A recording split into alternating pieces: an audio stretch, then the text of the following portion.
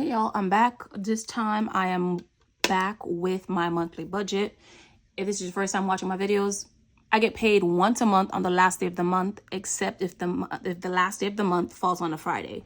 So that simply means if this month, January, would have ended on Saturday instead of Friday, I would have gotten paid that Friday. Now, if the last day of the month so happens to be a holiday, I'll get paid 1 to 2 days earlier, depending on how my bank wants to feel generous. So let's get straight to it. Because I get paid the same amount unless I run out of PTO or any time off, I will always get paid $3,251.03. The cents makes a difference, whether we want to believe it or not. I already put down my bills, my variables, and my savings / high yield saving account goals / actual amount on paper.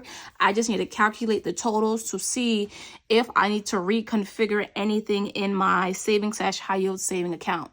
So as you guys can see, my bills are in order, what am I trying to say? In order from 1st through the 30th / 31st of the month. I have my gym, storage, student loans, car note, parking for work, because yes, I pay for parking at work. No, it is not free. Yes, I wish it was.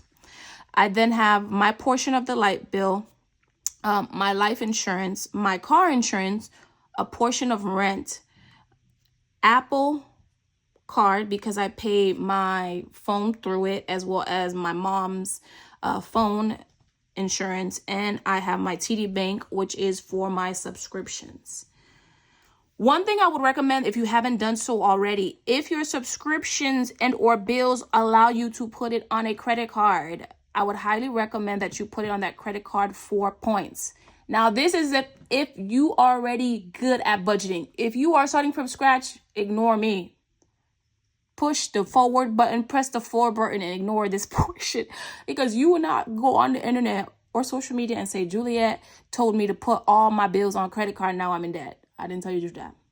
This is for individuals who are good with credit cards, who have been budgeting enough that they know that those credit cards will be used for bills and nothing else. And nothing else. Okay, that's it. So let's get straight to it. Let's calculate these numbers. Y'all, can you believe that February is going by so quick? It's a good thing and a bad thing, because the year just started. We're literally a quarter of a century in. Yeah. If that sounded dumb, let me know in the comments. Okay, not too much on me. But I am so baffled. Bills are still coming in as forward. And did y'all hear about what's going on with Capital One's direct deposit? Okay, so it's $1,716.59.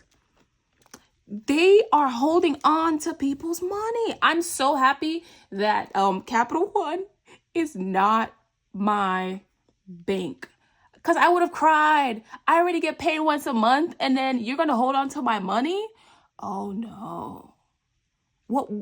I can't tell these companies, oh, I don't have your money because my bank is holding on to it. They would have been like, okay, please note, overdraft fees, and we'll acquire. Okay, thank you.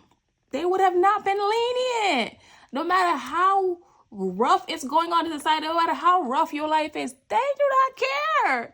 And hopefully Capital One figures this out, because this is crazy. You have millions of people that are now possibly going to go even further in debt because the bank is holding on to their money. The people that they owe, for whether it's bills or debt, is saying, oh, well, so they now have to figure it out. And some people may be in desperate needs and have to go get a payday loan. Do you know how bad payday loans are? Ugh. Okay, let's regroup. So yes, my bills are totaled out to $1,716.59. Okay, that isn't too bad. That's about, is that half of my paycheck so far? Yeah, it is. It is. Okay, I'm fine with that. So let's see. My variables are very, very minimal. I have groceries, gas, fun money, laundry, Fluffy, which is my cat, and self-care. For self-care, it includes a mani-pedi, tip for the mani and pedi, and my eyebrows. I get my eyebrows threaded, not waxed, simply because when I was on Accutane a few years back, I wasn't allowed to wax because it would take a layer of skin. So I've been threading ever since, and I enjoy it. It lasts longer. Side note, if you are a waxer or a threader, please let me know how long you've been doing it and what made you start to do it. Because threading, I stumbled upon it in undergrad, saw it from afar, and I was like, not for me. But when I was on Accutane, I was like, thank you, God. Thank you. But yeah, also, if you were a waxer and you converted to threading, what made you do that? And vice versa. If you were a threader and converted to waxing, let me know in the comments below. So for my variables, they are going to cost me $40, $50, and $115. It's gonna cost me $9.25. Okay, that's still not bad. Okay. And then lastly, we have savings/high yield saving account. That's what HYSA stands for. These are my goals, my minimum goals that I want to do for my high yield saving account/savings. My emergency fund, the goal is to have $10,000 in it. It doesn't have that. Is it near it? It's 50% near it. So I had to keep on thriving. One of my goals, surprisingly, is to have $7,500 by the end of the year, and next year have it fully funded. So it would have taken me about 2.5, almost 3 years to fund it. My Roth IRA is a saving and not a high yield saving account, simply because this $100 that I get paid on the last day of the month that I contribute to it, I invested into the stock market.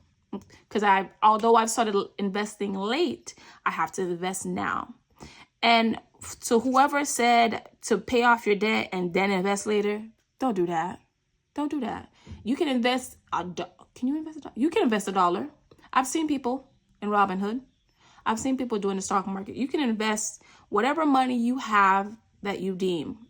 Prior to $100, I was doing $25, $50, and I was saving it in an account so that way when it reaches 100, I can finally invest it.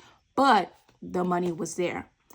For new home, my siblings and I are planning to buy a home. We don't know when, but we do have a goal. And my goal monthly to contribute is a minimum of $200, no less.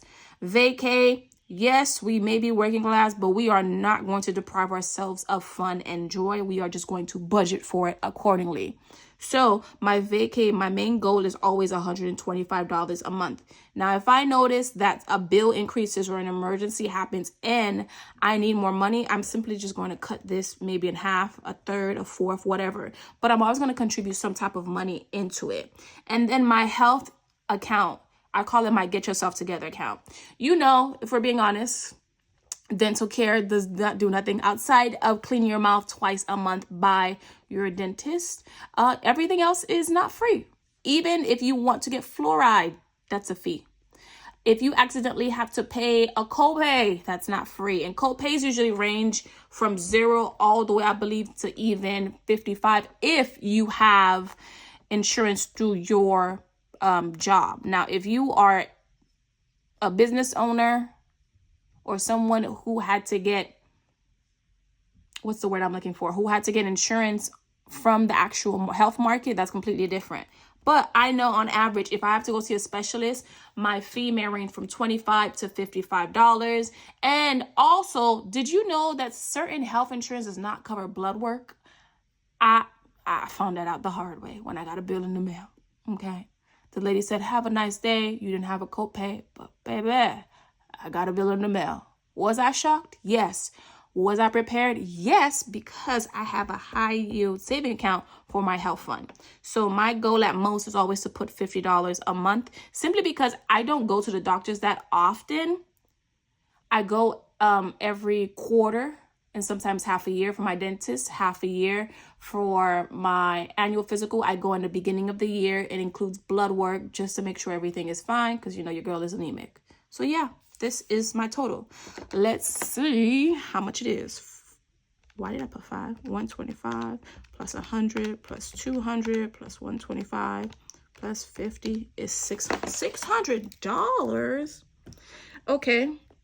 So let's see, with my bills, my variable expenses, and my goals for my savings and high yield savings account, let's see if all this will fit into my $3,251.03 budget. So we started with $3,251.03. My bills are $1,716.59. Okay, we're doing well. I'm going to then add my $925 for my variables, and then I'm going to add the $600 for my savings / high yield saving account, and that will leave me with $9.44. Ignore the negative. Okay, it's gonna leave me with $9.44 in my bank account. Now, if we do that, that means I'll have $113.28 extra that I will have had left in my account on a yearly basis.